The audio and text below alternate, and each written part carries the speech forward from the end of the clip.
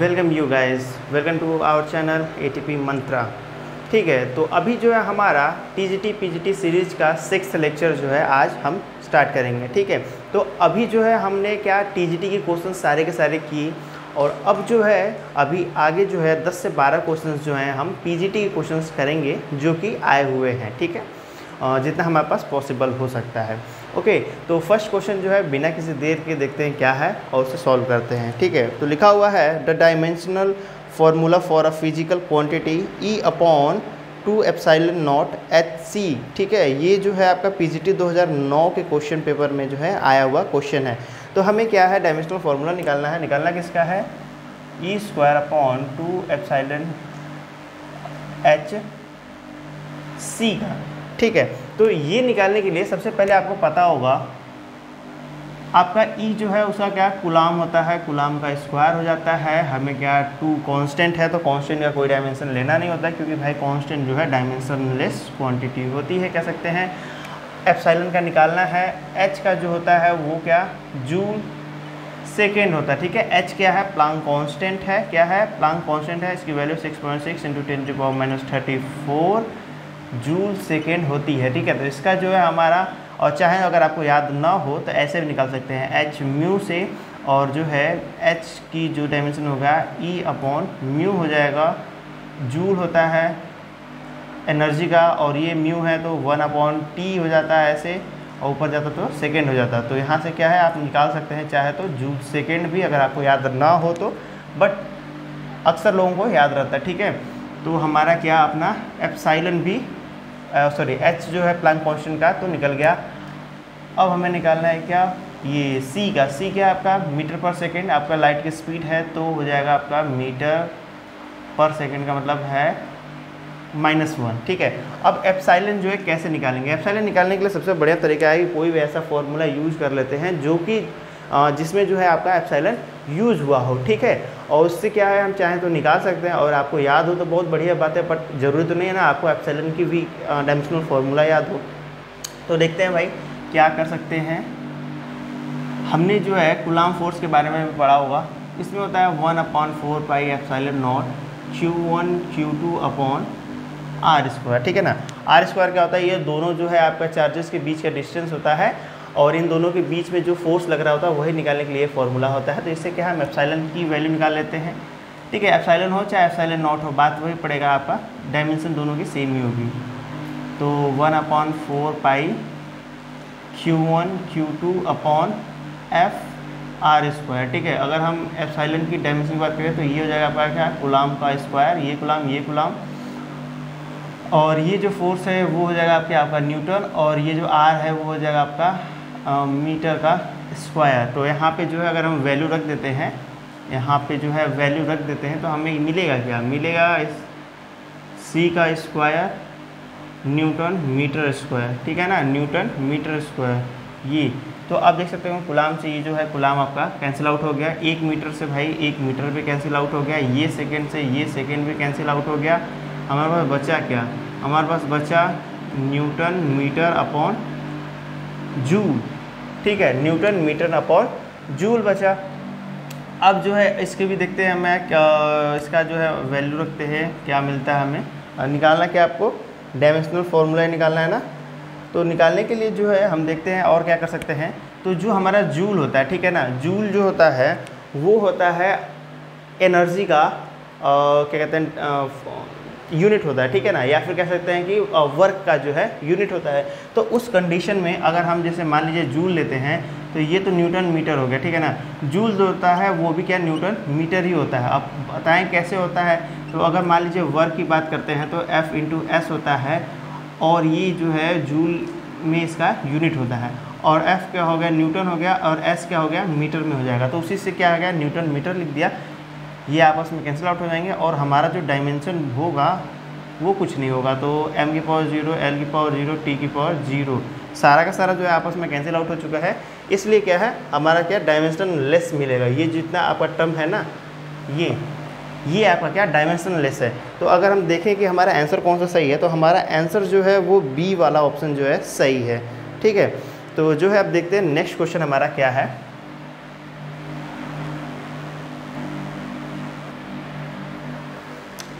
हमारा जो next question है वो है if force F, length L and time T are presumed to be fundamental units then the dimensional formula for the mass will be. ठीक है ना, F, L और T को जो है इसने फोर्स,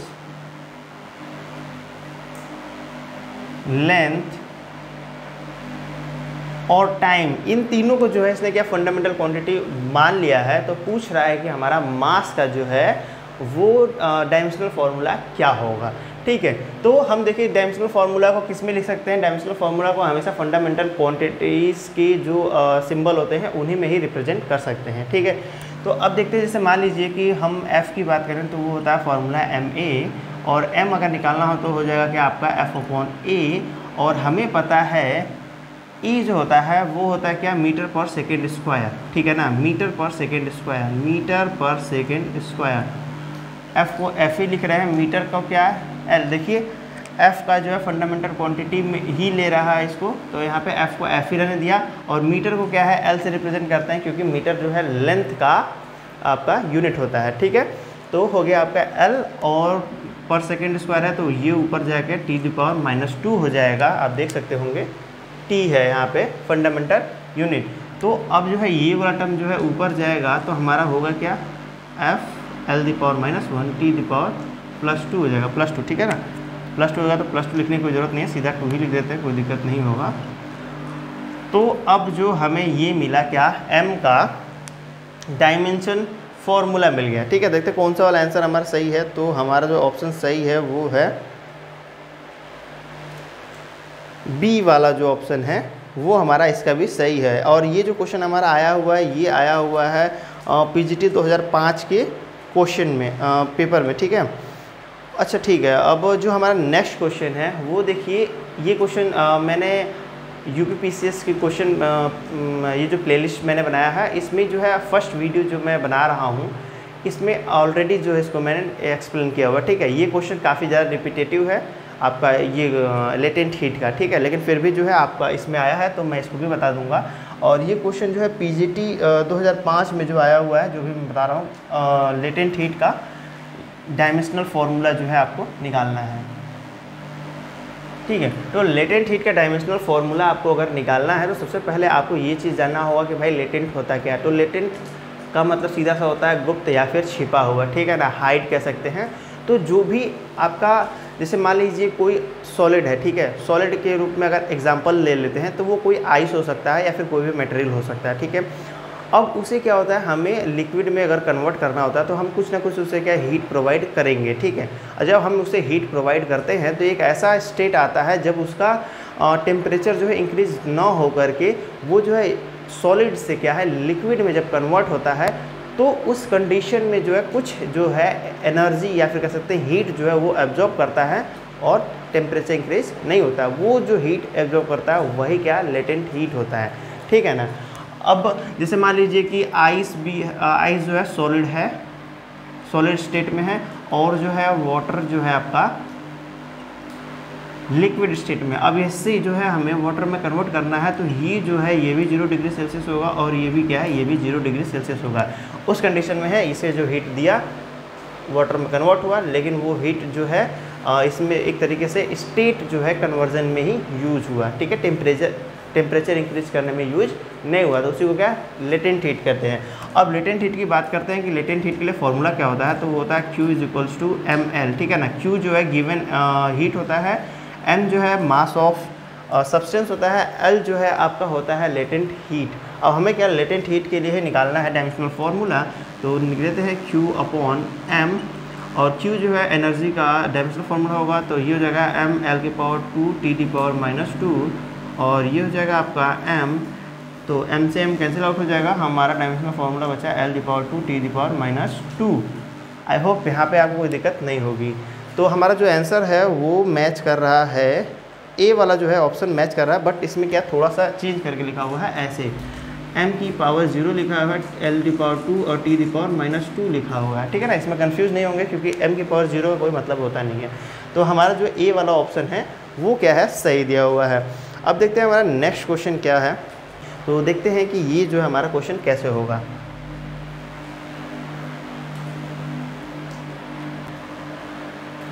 तो डायमेंशनल फॉर्मूला चेक करना है तो इसमें हम देखते हैं कि ए वाला क्या दिया हुआ है। ए वाला दिया है potential energy and the force, potential energy and the force, ठीक है।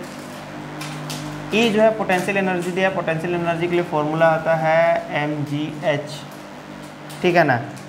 ये जो है कि आपका पोटेंशियल एनर्जी आपको बता रहा है, ठीक है।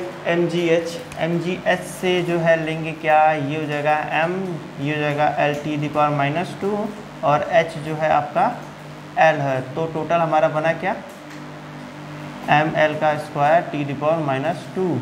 अब जो है दूसरा इसमें दिया हुआ फोर्स का दिया हुआ, ठीक है ना। ये पोटेंशियल एनर्जी है ना, तो PE दिया हुआ है और ये क्या फोर्स दिया हुआ है, तो फोर्स के लिए होता है MA, तो हो जाएगा mL⁻²। तो हमारा जो ए वाला ऑप्शन है वो तो नहीं हो सकता, देख सकते हैं दोनों सेम नहीं है। बी वाला देख लेते हैं, बी वाला क्या है। बी वाला दिया हुआ है आपका टॉर्क एंड द फोर्स के लिए होता है R×F होता है, ठीक है। तो अगर हम बात करें कि वेक्टर R×F, ठीक है, तो ये देखेंगे तो हो जाएगा आपका L और F हो जाएगा mL⁻², तो हो जाएगा टोटल मिला के हमारा mL⁻²T⁻², ठीक है। अगर हम बात करें इसमें क्या टॉर्क दिया हुआ है और उसकी वजह से क्या दिया हुआ है, फोर्स दिया हुआ है। फोर्स दिया हुआ है तो फोर्स के लिए सीधा सीधा हो जाएगा mL⁻², ठीक है। तो ये वाला भी हमारा बी ऑप्शन जो है नहीं हो सकता। सी वाला देखते हैं, सी वाला क्या होगा हमारा, तो सी जो है हमारा है दिया हुआ torque and the potential energy, ठीक है ना। Torque and the potential energy, torque and the potential energy, तो टॉर्क की बात कर रहे हैं तो ये हो जाएगा क्या R×F, और पोटेंशियल एनर्जी जो हुआ दिया PE जो है आपका mgh हो गया। तो देख सकते होंगे mgh यहाँ पे निकाला है, हमारा निकला है mL²T⁻², और यहाँ पे निकाला है तो यहाँ पे भी हमारा जो है mL²T⁻² आया है। देख सकते हैं यहाँ पे टॉर्क से यहाँ से और यहाँ से देख सकते हैं ये दोनों जो है हमारा मैच कर गया। इसका मतलब क्या हमारा जो सी ऑप्शन है वो सही होगा, बट क्या है डी वाला भी देख लेते हैं साथ में। तो डी वाला जो है हमारा दिया हुआ है Planck constant and the momentum दिया हुआ है। प्लैंक कांस्टेंट अगर दिया हुआ है तो प्लैंक कांस्टेंट S=E/μ हो जाएगा, ये हो जाएगा mL²T⁻², और ये 1/T है, ठीक है। तो ऊपर जाएगा तो ये हो जाएगा क्या आपका mL²T⁻3, ये होगा ना, 3 नहीं होगा, ऊपर जाके मल्टीप्लाई हो जाएगा, ये हो जाएगा -1 हो जाएगा, ठीक है। और दूसरा और क्या दिया हुआ है, ये दिया हुआ मोमेंटम, मोमेंटम दिया हुआ भाई साहब, मोमेंटम P=mv, तो हो जाएगा mL⁻⁻1। तो वैसे भी देखो यार यहाँ पे स्क्वायर है, यहाँ पे सिर्फ रियल है, तो जो है आपका डी वाला ऑप्शन नहीं हो सकता है। सी वाला ऑप्शन सही है, ये भी नहीं हो सकता, ये भी नहीं हो सकता, ठीक है। तो हमारा क्या सी वाला जो ऑप्शन है वो सही है। आई होप जो है आपको इसमें कोई दिक्कत नहीं होगी। देखते हैं अपना नेक्स्ट क्वेश्चन क्या है, ठीक है। तो जो हमारा नेक्स्ट क्वेश्चन आया हुआ वो आया हुआ डायमेंशनल इक्वेशन जो है पूछा है, momentum into energy upon force. Momentum into energy upon force बोला हुआ है, ठीक है। इसका डायमेंशनल फार्मूला हमें निकालना है, तो इसमें कौन सी बड़ी बात निकालते हैं। मोमेंटम होगा mv, तो हो जाएगा mL⁻⁻1, और ये हो जाएगा आपका एनर्जी, तो ये हो जाएगा mL²T⁻², और फोर्स दिया हुआ है तो ये हो जाएगा mL⁻2। तो भाई देखो सीधा इससे ये वाला उड़ा दिया, इससे भाई ये ले लिया, इससे जो है ये हो गया, हमारे पास फाइनली बच्चा क्या mL²T⁻⁻1, ठीक है। ये जो है हमारा बचा, तो देखते हैं कौन सा वाला ऑप्शन सही है। हमारा ऑप्शन जो है हमारा सही है वो सी वाला ऑप्शन जो है सही है, ठीक है। सी वाला ऑप्शन, सी जो ऑप्शन है हमारा वो सही हुआ है mL⁻²T⁻⁻1, ठीक है। अब नेक्स्ट क्वेश्चन देखते हैं हमारा वो क्या है। तो नेक्स्ट क्वेश्चन जो है दिया हुआ है, ये जो क्वेश्चन आया हुआ है खैर 2010 में आया हुआ है, पीजीटी का क्वेश्चन पे है। तो नेक्स्ट क्वेश्चन देखते हैं वो है क्या चीज़। तो लिखा हुआ है in the equation YA=XB where Y is the young modulus of elasticity, A the area of cross section, and B is a dimensionless quantity the dimensional equation of x will be, ठीक है ना, x का जो है हमें dimensional equation बताना है।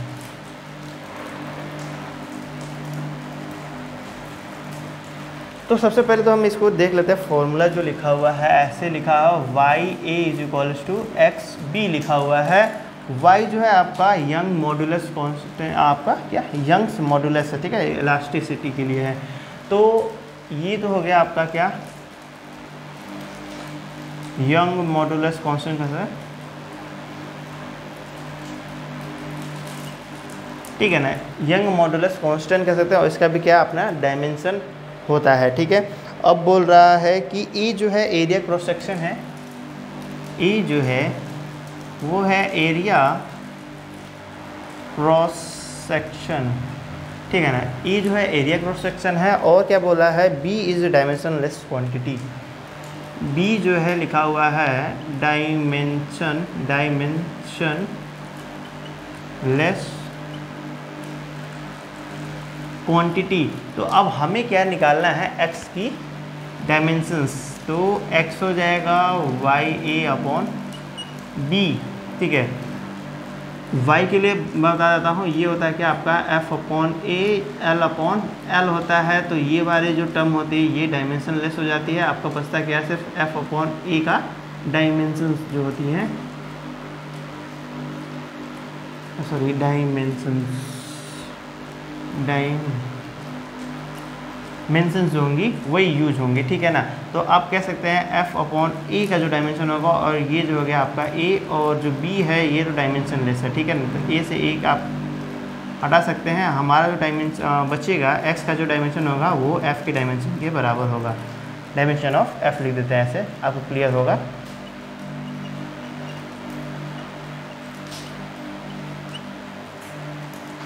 Dimension of F, ठीक है। और x का अगर डायमेंशन ऑफ f के बराबर होता है, f का डायमेंशन होता है क्या है ml⁻²। तो हमारा देखते हैं ऑप्शन कौन सा सही है। ऑप्शन जो है डी वाला ऑप्शन सही है, लिखा हुआ है ml⁻²। तो आई होप को इसमें आपको कोई दिक्कत नहीं होगी। देखते हैं अपना नेक्स्ट क्वेश्चन क्या है।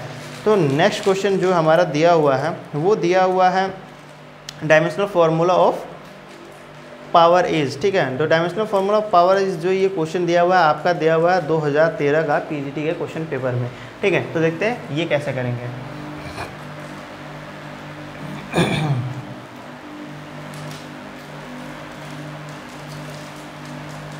हमें क्या है, पावर का डायमेंशनल फार्मूला निकालना है। तो power P is equals to W/T होता है। ये क्या होता है, ये होता है आपका वर्क होता है, और ये जो T है ये होता है आपका टाइम। तो वर्क के लिए हो गया ml²T⁻², और T हो गया टाइम का, निकल के आएगा क्या ml²T⁻, ऊपर जाएगा प्लस हो जाएगा, ये हो जाएगा -1। तो हमारा जो P का डायमेंशनल फार्मूला निकला है ml²T⁻1 निकला है। तो हमारा ऑप्शन जो है वो सही होगा। सॉरी ये जो है T ऊपर जाके -1 हो जाएगा ना, तो -1 ये हो जाएगा आपका 3, ठीक है, -1 हो जाएगा, ये ऊपर जाएगा -1 -2 3 हो जाएगा, ठीक है। तो ऑप्शन जो है हमारा C वाला जो ऑप्शन है वो सही है, ठीक है।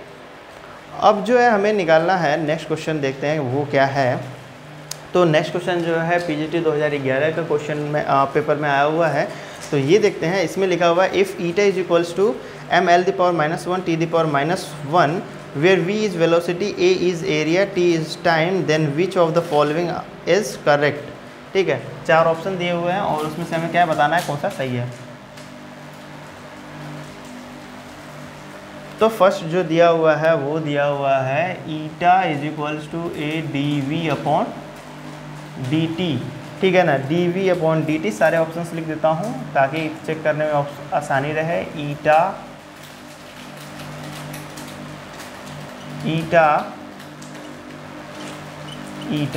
ठीक है। देखते हैं क्या क्या दिया हुआ है।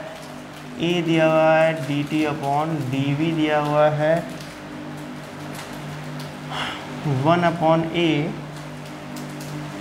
dv/dt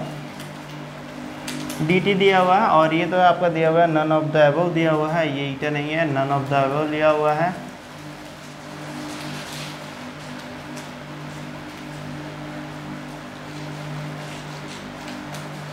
अबव लिया हुआ है, ठीक है। तो अभी जो है हमें चेक करना है कि ईटा की क्या होती है डायमेंशन फॉर्मूला और इसके बराबर है कि नहीं। ईटा का दिया हुआ है आपका, ईटा का क्वेश्चन में ही दिया हुआ है डायमेंशन, तो वो दिया हुआ है m(l⁻⁻1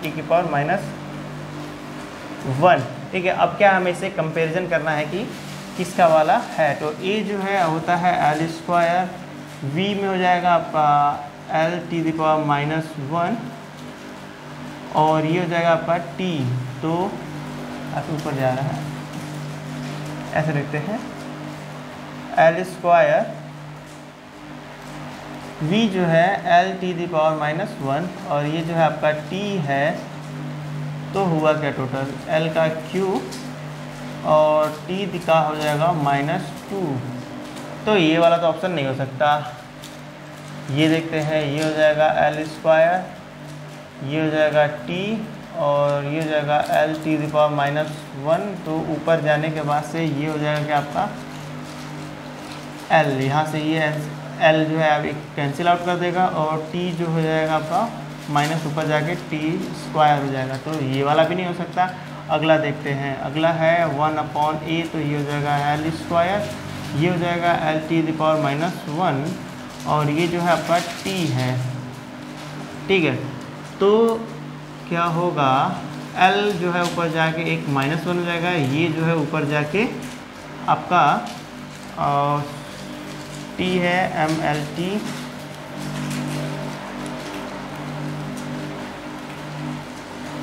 ठीक है। ये t है 2 है, देखते हैं एक बार, -1 दिया हुआ है, ठीक है।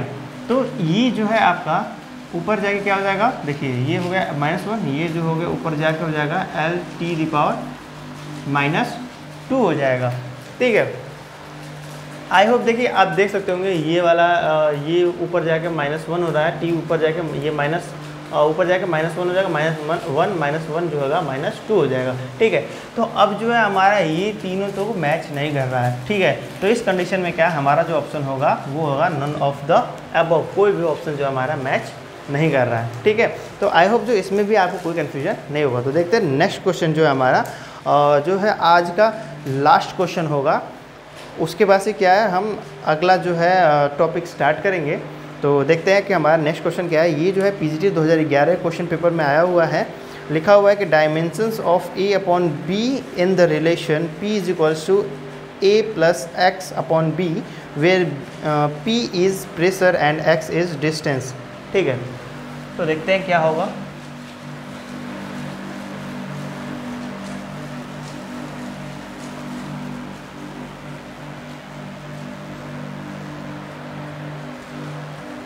हमें क्या है, P दिया हुआ है, P दिया हुआ है a + x/b और हमें क्या निकालना है, a/b की डायमेंशंस निकालना है। a/b का जो डायमेंशन है वो क्या है, ठीक है। तो इस इक्वेशन से आप देख सकते होंगे p = a/b + x/b दिखाई दे रहा हो, ठीक है ना। इसको जो है हमने तोड़ दिया है, ठीक है। अगर अब देखेंगे तो मैं आपको बोला था कि जो दो डायमेंशंस या फिर यूनिट्स जो होती हैं, दो क्वांटिटीज़ की अगर सेम होती हैं तभी जो है आपस में ऐड हो सकती हैं या फिर सब्ट्रैक्ट हो सकती हैं। इस कंडीशन में आप देख सकते होंगे ही, ठीक है।